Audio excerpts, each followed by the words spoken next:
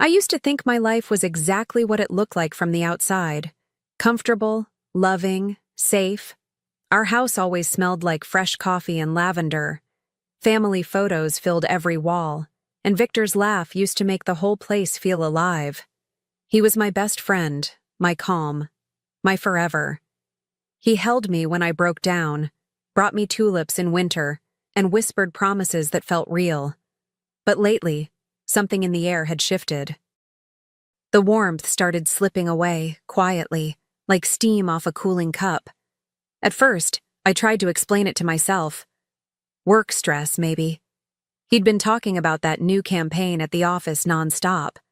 But then came the late nights, the weekend errands that popped up out of nowhere, the way his screen would go black the second I walked in. I told myself not to jump to conclusions. Every couple goes through phases, right? Still, I felt the distance growing between us, and I couldn't ignore it. Something wasn't right, and deep down, I knew it. I didn't mean to snoop. I swear I didn't. He'd left his tablet on the kitchen counter, and I was just going to check a recipe I'd saved. That's when it happened. One swipe, one stupid swipe. And there it was, open messages. At first I couldn't make sense of what I was seeing, but as I kept reading, my hands started to shake. Flirty texts, pictures, and then her name, Juliana, my cousin, my blood. I couldn't breathe. My ears were ringing, and my heart felt like it had dropped straight through the floor. I kept scrolling, hoping, praying, that somehow I was wrong. Maybe it was some sick joke, some weird misunderstanding. But no. There she was, sending him photos I wish I could erase from my mind. And there he was, calling her things he used to say to me. My hands were ice cold. I just stood there, staring, the kitchen spinning around me like I was in someone else's nightmare. It wasn't just the betrayal of a husband. It was the betrayal of someone who'd shared my childhood, who used to braid my hair and cry with me at Grandma's funeral. Juliana and I were close, like sisters. I'd let her into my home, into my heart. And now she was in my bed, in my life, stealing the one person I thought I could count on. The worst part? Neither of them knew I'd found out. They were still out there, lying, laughing behind my back like nothing had changed, like I was the fool. And I was, at least for a moment. I wanted to scream, to throw that tablet through the window, to drive to her house and tear down every wall. But I didn't. I didn't cry, not even a little, because something inside me clicked. Cold, steady. I wasn't going to break down. No, I was going to break them. Not with shouting or drama, but with precision, with silence, with a plan. I started watching them, closely, quietly. Every excuse he made, every shift in his tone, every flicker in his eyes when her name came up. I took mental notes like a surgeon studying before an operation. No one suspected a thing. I still smiled, cooked dinner, kissed him goodnight. He thought he was safe. She thought she'd won. Neither of them saw what was coming. And honestly, that made it all the more satisfying. I wasn't planning revenge. I was building it. But let me tell you something. It hurt. Every second. Sometimes I'd stand in the shower just to hide the sound of my own breathing, because I couldn't afford to break. I'd run my fingers along the sink, remembering all the mornings we shared there, brushing our teeth, making stupid faces in the mirror. The memories felt like paper cuts, small, constant stings I couldn't stop reliving. But I refused to let those wounds turn into scars that belonged to them. They didn't get to define my story. So I made a choice, not to collapse, not to confront, but to control. I wouldn't scream. I would smile. I wouldn't beg. I would lead. And soon I found the perfect way to begin. A little lie, harmless at first glance, a spark that would light the fire beneath their feet. And it all started with two simple words. I'm pregnant.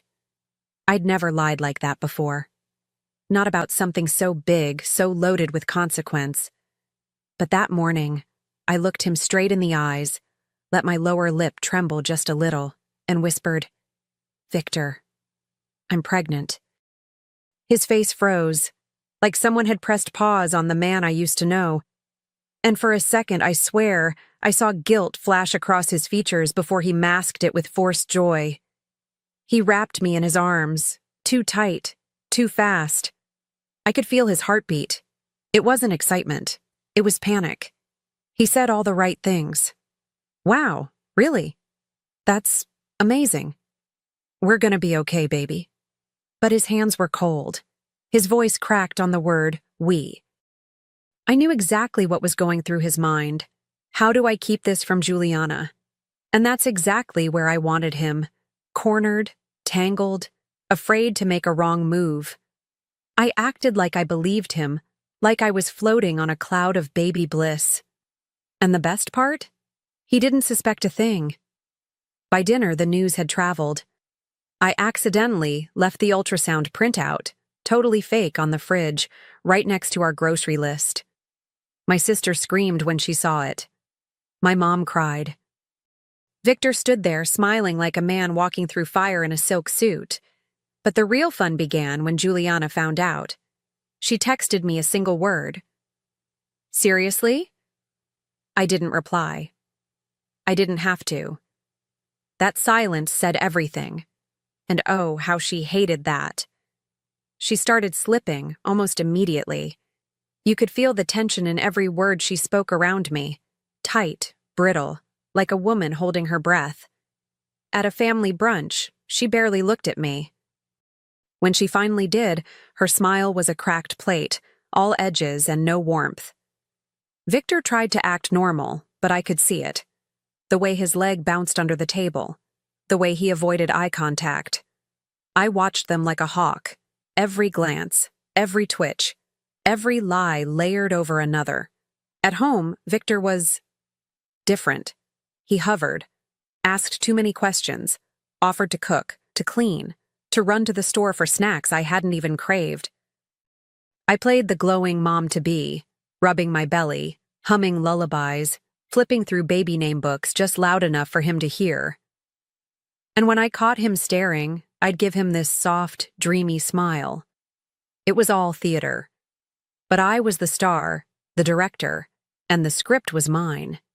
He had no idea he was already in the second act of a play he never auditioned for. Meanwhile, Juliana was spiraling. She called him constantly, and when he thought I was asleep, he'd answer in whispers. Angry whispers. I made a habit of getting up for a glass of water just in time to accidentally overhear them. "What do you want me to do, Juliana?" he hissed one night. "She's pregnant. What do you expect me to do?" I slipped back into bed and smiled in the dark. This wasn't just about revenge anymore. It was about control, about showing them both exactly who they underestimated. I started staging little moments, just enough to make everything feel more real. I set alarms for fake doctor visits and came back waving ultrasound updates I'd designed myself. I even bought prenatal vitamins and left the bottle half open on the bathroom counter. Victor would ask how the baby was doing, and I'd touch my belly gently, eyes shining. "Growing fast," I'd say, and I'd watch as his soul quietly unraveled. He was trapped in a lie he couldn't control, and I made sure the walls kept closing in. I knew exactly how to play it. Sweet. Innocent. Overflowing with maternal joy. I baked cookies for the neighbors, wore flowing dresses, even started a Pinterest board called Baby Love. The irony tasted sweeter than sugar. Juliana, on the other hand, was losing her grip. She stopped showing up to family events, but when she did, she looked like a shadow of herself. Restless, snappy, brittle. And I just kept smiling.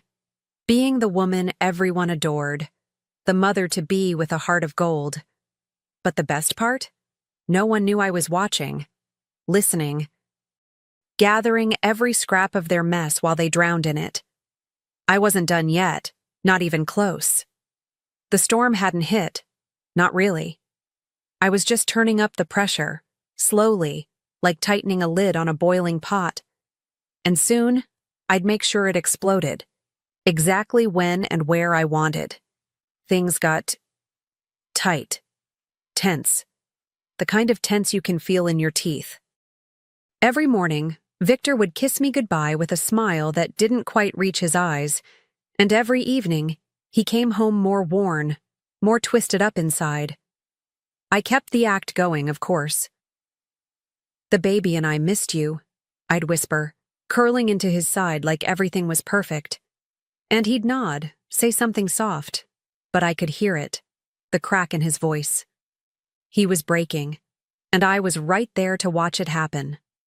I started creating little moments of proof. One day I left a folded ultrasound photo in his briefcase with a note, "Can't wait to meet our little miracle." Another day I texted him a video of a fake heartbeat playing through my phone, tears in my eyes, thanking him for being my rock. He didn't respond right away. When he did, it was just a thumbs-up emoji. That's when I knew he was drowning. Juliana was pulling from one side, I was dragging from the other, and he couldn't keep both lies above water. They fought constantly now. I knew because I made sure they did. I'd accidentally leave bits of confusing info where Juliana might find them, an appointment time that didn't match up, a receipt for prenatal tea Victor never bought me. He started getting sloppy, snappy, caught between guilt and survival. And I played dumb. I cried when I needed to, laughed when it mattered. I was the picture of grace under pressure, and all the while, I kept turning the screws, just a little tighter each day. Juliana started texting me again. At first, little jabs disguised as concern. "How are you feeling? Must be exhausting." Then came the snide remarks. "Hope Victor's stepping up as a father." I never replied. Silence was my weapon, and she was bleeding from every unspoken word. I knew she was cracking. Her ego couldn't take being ignored. And Victor, poor Victor, was caught in a minefield of his own making. Every lie he told now had to align with mine. One misstep, and everything would blow. At a Sunday family dinner, I orchestrated my masterpiece. I stood at the head of the table, a glowing smile on my face, hand gently resting on my belly. "This little one," I said, voice trembling just enough, "reminds me every day that life is about second chances, forgiveness, loyalty, and the gift of new beginnings." My mother wiped a tear. My sister toasted to my strength. And across the table, Victor and Juliana looked like ghosts trapped in daylight. Their faces drained, lips tight, eyes darting, caught. I looked at them and almost laughed. They had no idea how much I knew, how much I'd planned. Every moment they shared, I was there. Every stolen text, every lie whispered between sheets. I was the shadow they didn't see. And now, they were the ones pretending. Faking smiles, faking peace. Meanwhile, I was building a truth so sharp it could slice them both open when the time was right. And oh, that time was getting close. I could feel it, the collapse coming. Victor barely spoke to me unless prompted. When he did, his voice was cautious, like stepping through broken glass. Juliana stopped showing up altogether, and when she did call, it was always with urgency. Panic. She was unraveling faster than he was. And I just kept smiling.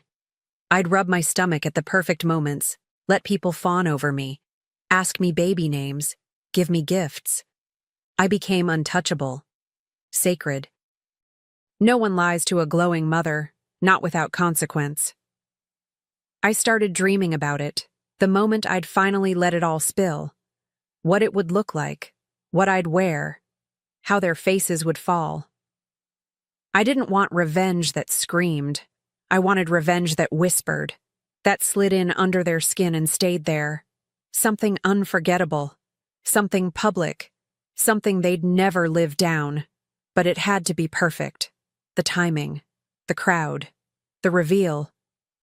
I could feel it boiling under the surface, and I wasn't about to lift the lid until it was ready to erupt. So I waited, watched, listened. Let them believe, even just for a little longer, that they still had control, that they might still get away with it. But deep inside, I was already planning the moment the curtain would rise. And when it did, oh, they would both wish they'd never met me. Because the truth wasn't just coming. I was going to deliver it myself, with a bow on top. I picked the day carefully. A family reunion.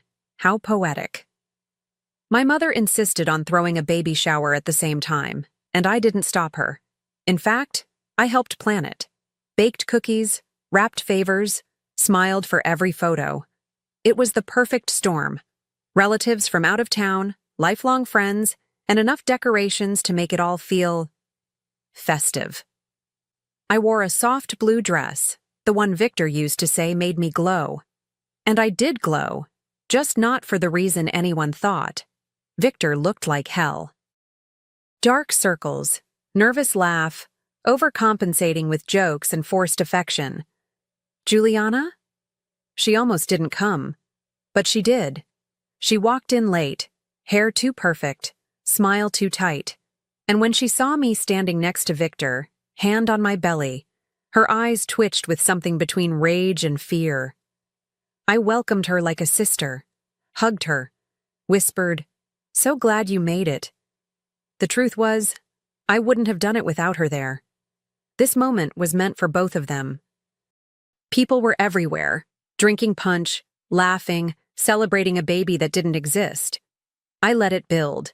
Let the joy bubble up until the air practically crackled with it. I walked from table to table, soaking it all in, the compliments, the blessings, the innocent belief. Then I tapped my glass gently, 3 times. The room quieted, all eyes on me. I smiled, holding the printed sonogram in one hand and a stack of paper in the other. And in that silence, I felt calm. More calm than I'd felt in months. I took a breath and started with the story everyone expected. How grateful I was, how much the support meant, how excited Victor and I were to welcome this miracle. I saw heads nodding, a few people dabbing their eyes. Juliana had her arms crossed, barely blinking. Victor stood beside me, frozen. He didn't know what was coming, but something in his gut must have started to twist. Then, I paused, held the sonogram up high. "I have a confession," I said. "There is no baby." Gasps. A glass clinked to the floor. Someone whispered, "What?" I let the silence stretch like a rubber band pulled tight. "But there is something else," I continued, voice steady, eyes locked on Juliana. "There is betrayal, from a man I shared my life with, and from a woman I once called my sister." I turned to Victor. "You can look away if you want, but this part is yours." And then I held up the printouts, screenshots of messages, timestamps, pictures. I didn't raise my voice. I didn't need to. I watched the color drain from his face, watched Juliana's mask crack in real time. Her lips parted like she wanted to deny it, but she couldn't. Not with the proof hanging in the air like smoke from a fire she started herself. The room was dead silent. My aunt covered her mouth. My cousin stood up, furious. And I just stood there, calm as a candle in a hurricane. Because this wasn't chaos. This was clarity. This was the moment I had crafted with care, and it was hitting exactly where I wanted it to. Victor tried to speak. He stammered, reached out like that would somehow undo everything I'd just laid bare. "Karen, please, But I shook my head gently. I wasn't here to argue. I wasn't here to listen. Juliana's eyes were glassy, her hands trembling as she tried to explain it away. "It wasn't like that. It just happened. You don't understand." But I understood more than they ever thought I could, and I made sure they saw it, that I wasn't broken. I was done. People began to shift in their seats, whispering, Some stared at Victor with disgust. Others looked away in disbelief. A few people actually got up and left. The air in that room had changed. No more streamers and cake and fake joy. Just the raw, ugly truth standing under the baby banner like a final, bitter joke. I took off the little corsage someone had pinned on me earlier and laid it on the table. My last gesture. My quiet mic drop. And with that, I stepped away from center stage. But not before looking over my shoulder, just once. Because that moment, that wasn't the end. Not for me. It was just the start of something else. Something cleaner, sharper, stronger. I walked out of that house with nothing but my purse and my peace. And behind me, they were left to deal with the wreckage they created. Together. No longer a secret, no longer protected. Just two people exposed in the light they tried so hard to avoid. But I wasn't done rising. Not yet. The fallout was immediate. Victor moved out 2 days later. Well, more like vanished. Left behind a pile of unopened mail, some of his clothes, and the scent of cologne I used to love. The whispers spread like wildfire. At the grocery store, people looked twice. At church, they avoided eye contact, or stared a little too long. Juliana went into hiding, supposedly traveling to clear her head. But everyone knew. Our family had a way of holding on to betrayal like an heirloom, and this one was going to be passed around for years. Their fairy tale fell apart fast. Without the thrill of sneaking around, they were just two broken people who ruined a good woman for nothing. I heard through the grapevine that they were fighting constantly, that Juliana accused him of ruining her life. That Victor started drinking more, sleeping less. They tried to paint me as the villain, of course, said I was manipulative, cruel. But here's the thing. Nobody believed them, because when the truth comes out in broad daylight, lies don't stand a chance. And me? I didn't fall apart. I filed for divorce with my head held high. No drama, no tears, just quiet certainty. I went back to school. I joined a women's group. I started writing again. At first, it was just journaling, late at night with a cup of tea and the house finally silent. But soon, it became something bigger. People wanted to hear my story. Women reached out. Some cried. Some laughed. All of them saw themselves in me. And that connection, it rebuilt me. Piece by piece.